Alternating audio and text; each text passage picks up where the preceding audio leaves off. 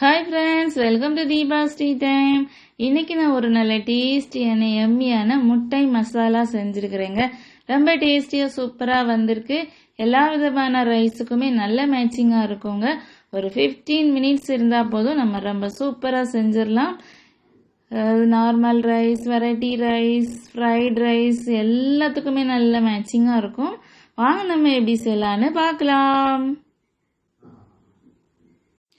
முட்டை மசாலா செய்கிறதுக்காக நான் ஸ்டவ்வில் ஒரு பேன் வச்சுருக்கிறேன். அதில் ஒரு 3 ஸ்பூன் தேங்காய் எண்ணெய் சேர்த்துடலாம். ஒரு அரை ஸ்பூன் கடுகு, அரை ஸ்பூன் ஜீரகம், கொஞ்சமாக நம்ம கருவேப்பிலை சேர்த்துடலாம். கடுகு நல்லா வெடிக்கட்டும்.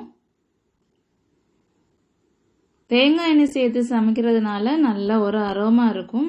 அதுக்காக தான் நான் தேங்காய் எண்ணெய் சேர்த்துருக்கிறேன். இல்லைன்னா நீங்கள் யூஸ்வலாக சமையலுக்கு என்ன எண்ணெய் யூஸ் பண்ணுவீங்களோ அதை கூட நம்ம சேர்த்துக்கலாம்.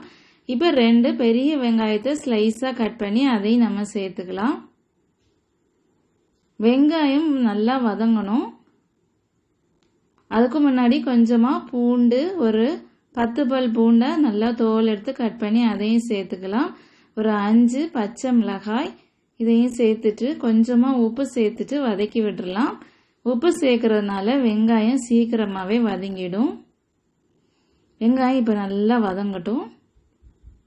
ரொம்ப ஈஸியான மெத்தட் தான். நம்ம வீட்டில் இருக்கிற பொருட்கள் வச்சு ரொம்பவுமே ஈஸியாக செஞ்சிடலாம்.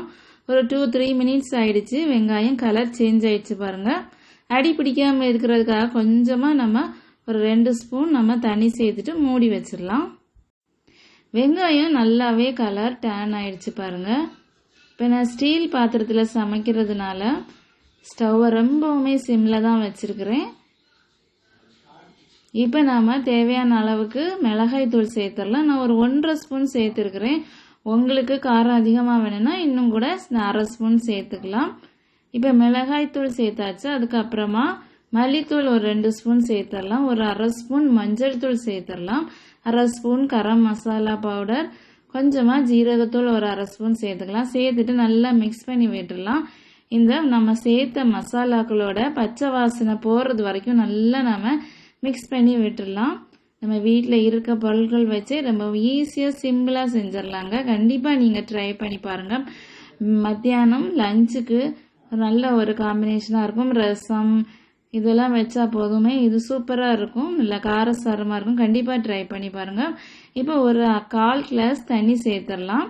தண்ணி சேர்த்துட்டு இந்த வெங்காயம் மசாலாக்கள்லாம் நல்லா மிக்ஸ் ஆகுற மாதிரி சேர்த்து விட்டுடலாம்.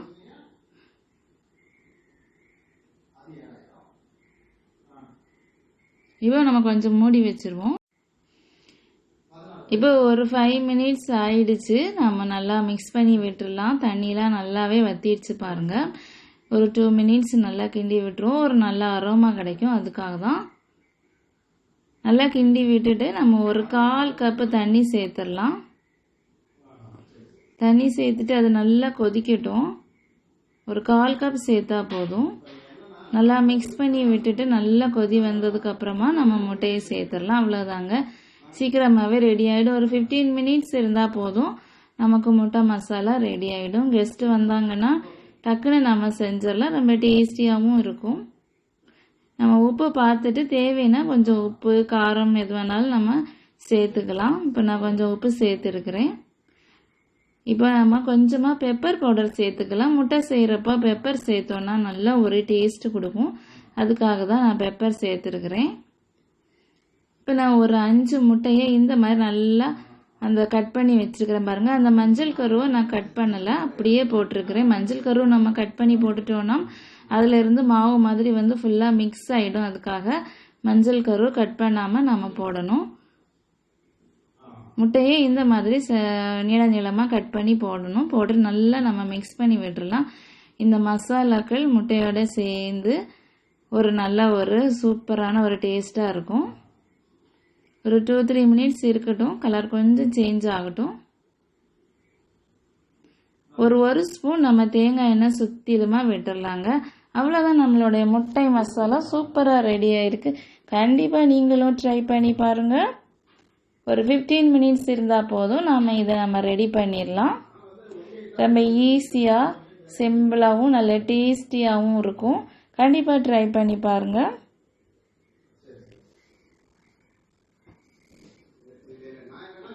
ஓகே ஃப்ரெண்ட்ஸ், கண்டிப்பாக உங்களுக்கு இந்த வீடியோ பிடிச்சிருந்தனா லைக் பண்ணுங்கள், ஷேர் பண்ணுங்கள், கமெண்ட் பண்ணுங்கள். ஃபர்ஸ்ட் டைம் என்னோட வீடியோ பார்க்குறதா இருந்தால் ஃபுல்லாக பார்த்துட்டு சப்ஸ்கிரைப் பண்ணுங்கள். கொஞ்சமாக கொத்தமல்லி கீரை போட்டுட்டோன்னா அவ்வளோதான், ரெடி ஆயிடுச்சு. நம்மளுடைய முட்டை மசாலா சூப்பராக ரெடி ஆயிருக்கு. மீண்டும் நம்ம அடுத்த வீடியோவில் சந்திக்கலாம். தேங்க்யூ.